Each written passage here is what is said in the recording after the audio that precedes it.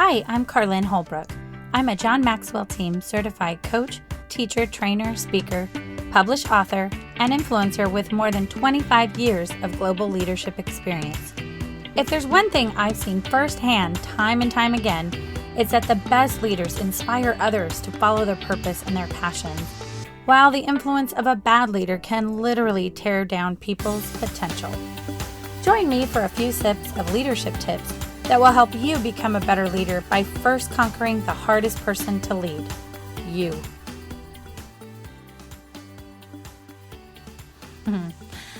I'm already laughing because I'm already wondering, is this episode a good idea? I don't know. Let's find out. I went down a little bit of a rabbit hole, so bear with me. But I am going to start backwards a little bit. So, growing up in California, I used to love listening to, like forever, Jeff Foxworthy, Bill Engvall, Larry the Cable Guy, the Redneck, the Blue Collar Comedy Tour, the Might Be a Redneck stuff. I always thought it was really funny, and I always thought it was like super exaggerated, right? Like these people don't exist. I mean, I grew up in San Diego. I lived in Orange County. Come on. I didn't really know what that was. And I'm not saying that people like that don't exist in California. I'm just saying I never encountered that. So I moved to Florida, and my first trip to Walmart was a cultural experience. I'll just say that. And this is not to dig at, blue collar, redneck peeps, all that. It really isn't. In fact, I'm more than anything, I'm kind of fascinated by just different, I should have been a sociologist. I'm super fascinated with just everybody, different people, different walks of life, different preferences. Anyway, so when I, moved to Florida and I encountered people who I was like, oh my gosh, Jeff Foxworthy had, he was basing this in truth. And actually he even says like he bases a lot of it on his family and growing up in Georgia and stuff. So I think everyone needs to stop taking themselves so seriously and getting offended by everything. So it's all in good nature humor. And for those of you who don't know what You Might Be a Redneck is, it's, he says things like, if you mow your lawn and you find a car, you might be a redneck. If the only condiment in your house is an economy-sized bottle of ketchup, you might be a redneck. Some people listening are like, oh, that's me. Shoot, who knew? See, you don't even know. You have these tendencies. If you spend more on your pickup truck than your education, you might be a redneck.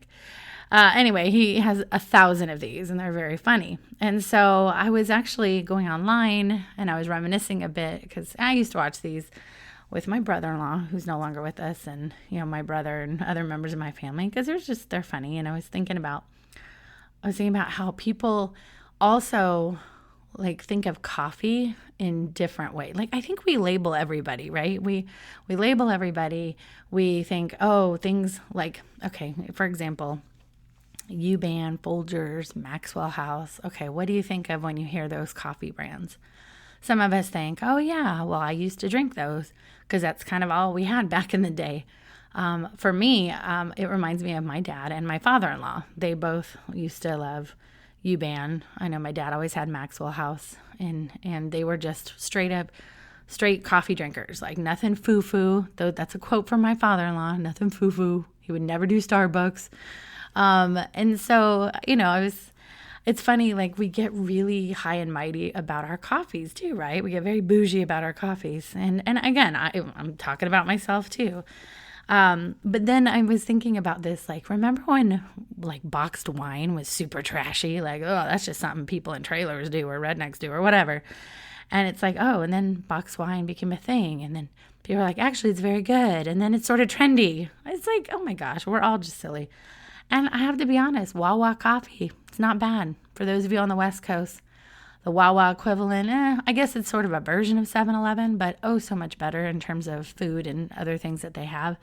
But 7-Eleven coffee, I used to, when I worked at Disneyland, I didn't have a lot of money, especially when I started out, but you live within your means, you figure it out, right? I had lots of roommates and we didn't make a lot, but you eat, spaghetti and that lasts a few days, or y'all go in on a pizza or whatever. And I drink a lot of 7-Eleven coffee, not Starbucks coffee. And it wasn't bad. I know. Oh no, I'm sounding like a redneck myself. Help. But then I was thinking, well, what do rednecks drink in terms of coffee? I told you guys, I went down a rabbit hole, and I'm laughing because it's like, because why not? If I'm going to explore and be a coffee connoisseur and want to know all the different ways and people and around everywhere that like coffee, I needed to look at these things.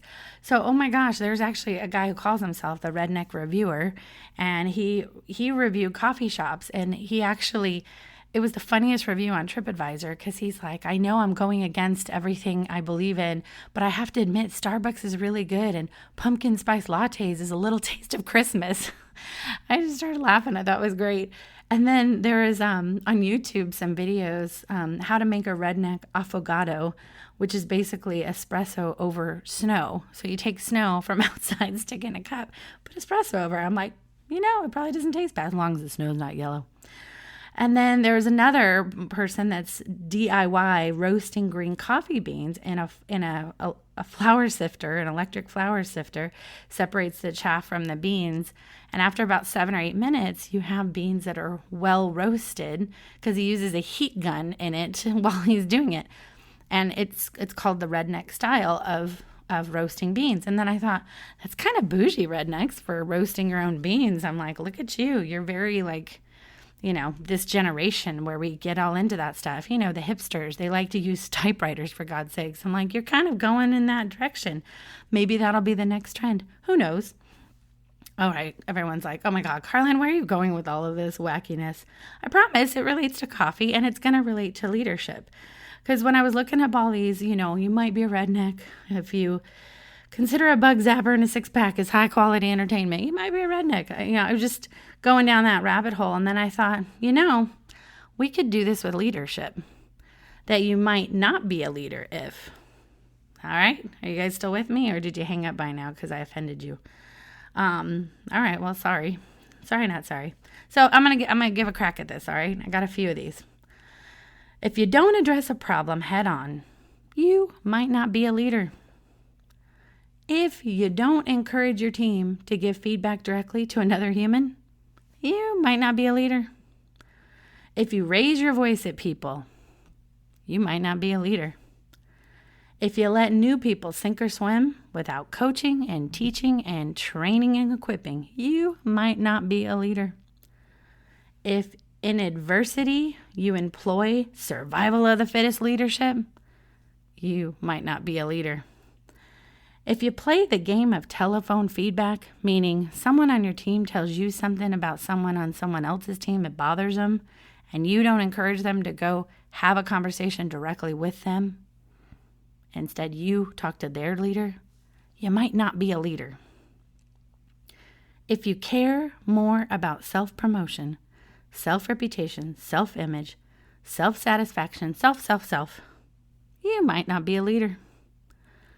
If you use the word I, me, more than we, you might not be a leader.